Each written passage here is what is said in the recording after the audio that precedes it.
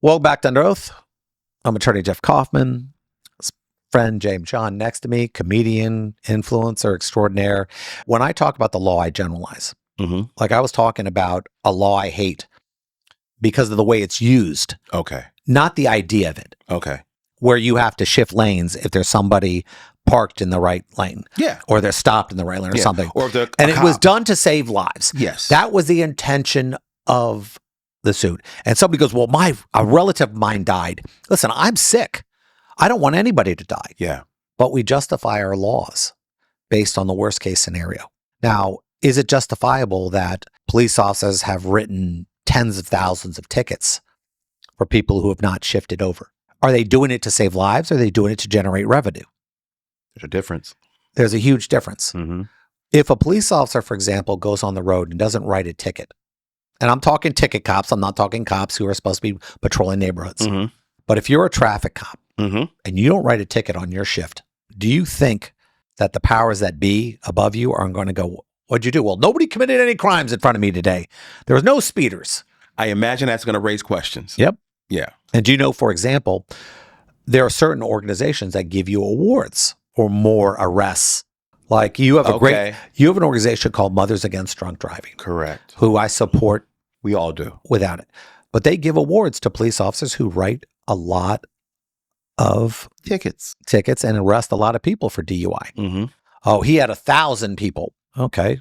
DUI is probably the most prevalent crime in the country. Okay. How about I promise you this? DUI is probably the number one crime in our country. I would believe that. You know why? Because the average person has done it. Mm-hmm. I'm going to bet you 95% of the people, adults on this planet, have driven under the influence. Yeah. Not got arrested, but did it. And everyone's going, well, I shouldn't have driven home. If you've ever said that, you were DUI. Yeah. It's because you don't know. I've had 2 drinks, 3 days. You think you do. And for all the people who are for marijuana, legalizing marijuana, you do realize DUI covers marijuana. Yeah, it does. And here's the difference between drinking and smoking. We smoke everywhere, 24/7. I don't very rarely drink at 11 o'clock a.m. No, we don't. But I've seen people smoke at 11 a.m. Wake and You bake. got that vape with you Yeah. at all times. Well, I need it. I feel bad right now. Mm-hmm. Okay. Are you under the influence if you're vaping in the car? Yes. Yeah. Yeah. You are absolutely doing it. And how many people are under the influence in Seattle, for example? God, I thought every other Uber driver, and when I say every other one, I mean every one of them, was stoned out of their mind. Where are they? Stoned beyond belief Mm-hmm. when I'm driving. I'm going, this guy's under the influence right now. And I don't know what to say. And if he gets pulled over, how do you prove it? Oh, well, he does roadside tests. All right. And then you're gonna take his blood? Because that's the only way you're gonna find it. Correct. And they will. There's no sobriety test for weed. There is. You can do the same roadside tests, but it's you not like a don't pull out, breathalyzer. There's no breathalyzer for So weed. you don't like pull out a bag of Cheetos and if he goes crazy? No, you don't hold up a brownie. Follow the brownie, Oh, man. But that's what you're dealing with. So when I talked about the topic of that, I thought it was false because the process is this. You'll have 2 police officers parked. Yeah. Okay. And then when one blows by, they pull that car over. And when this guy gets done writing the ticket, he parks in front of the other guy. And they do this leapfrog thing all day long to write these tickets. Mm-hmm. And you could be mad all you want. Well, you should have gotten over. How quick are we when we're doing 55 to 65 miles an hour, especially at night? Yes. Or there's an instance because it's happened I can to make me. that mistake. Yeah. Or you can't exactly merge in because cars are right next to you. And they're going to go, well, in your situation, and I've heard these police people stop doing that. Mm-hmm. You got to lower down to 20 miles an hour. You got to do these things. A lot's going on in the car. Yes. And when you're pulling cars over, believe it or not, you are causing distractions. Yes. And I know the point. It's important to write ticket guys down and everything else. Yeah. But how many accidents are caused by rubberneckers? All the time. So you are part of the problem now. Mm-hmm. And I can tell you, every time I see a police officer with his lights on the side of the road, everyone turns and looks. They do. You are now distracting people. Mm-hmm. And if you say, well, Jeff, you don't, God, the statistics are what they are. Accidents are caused by people being distracted by police officers pulling people over. Mm-hmm. And I understand people need to be pulled over. Correct. But let's say it's just speeding. Mm-hmm.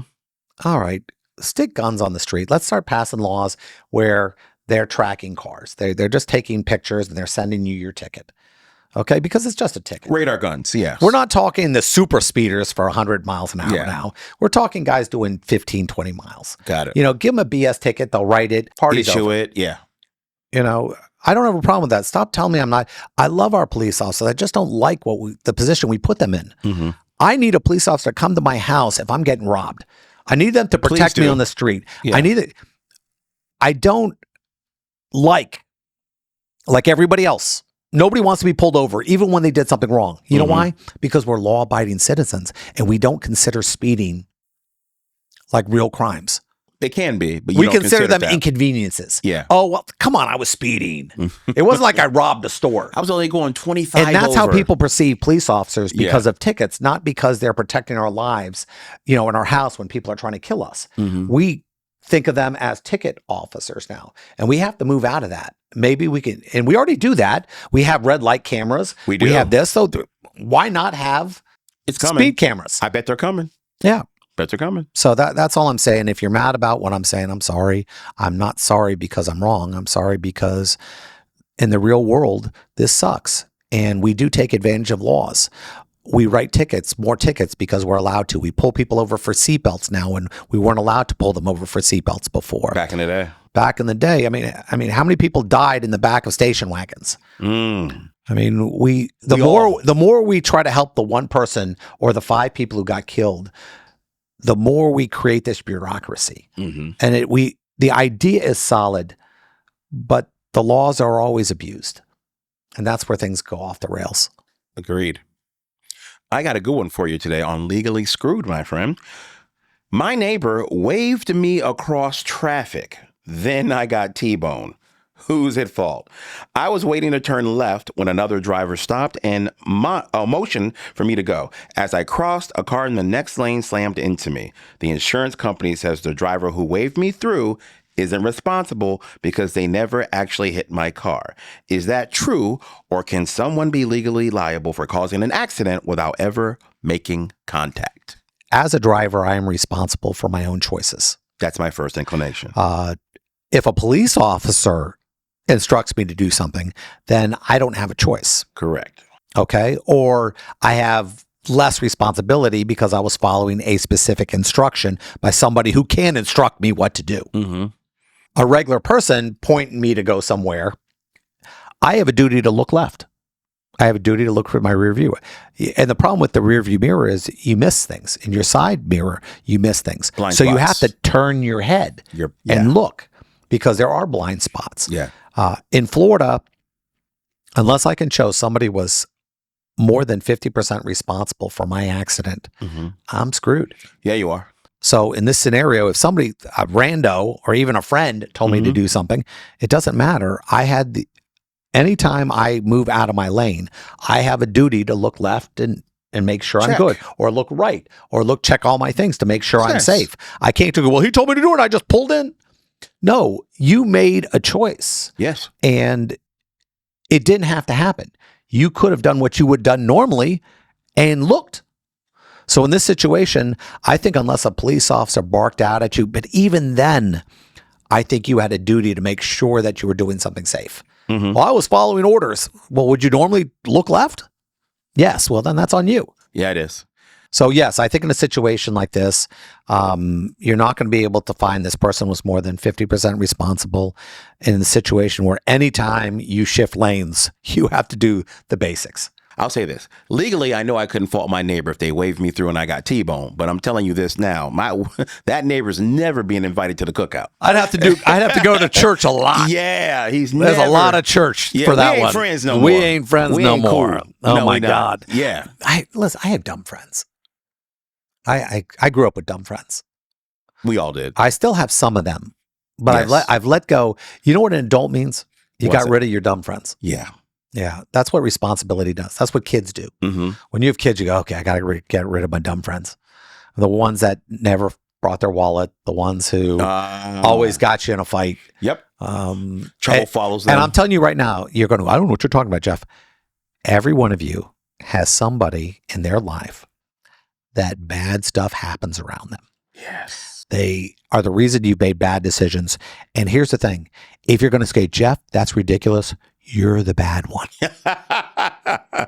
If you're going to say, I don't know what you're talking about, Jeff, you're the one. You're the bad friend. That's on you, son. Man. Yeah. Yeah. No, I've had, if you've ever gotten in a fight because of somebody else's mouth, whether that be female or male. It happens. Yep. It happens both. Yeah. And it normally revolves around alcohol. Oh my God. Yeah. Doesn't make it better. Yeah. Weed. I've never gotten in a fight with somebody who was smoking. No, they're the most calm. Because they're always like this going, well, I don't like you. You got a donut? Yeah, pretty much. No, I've never gotten in a fight with somebody because they were smoking. Mm-mm. And I grew up in Miami where everyone smoked. Oh, yeah.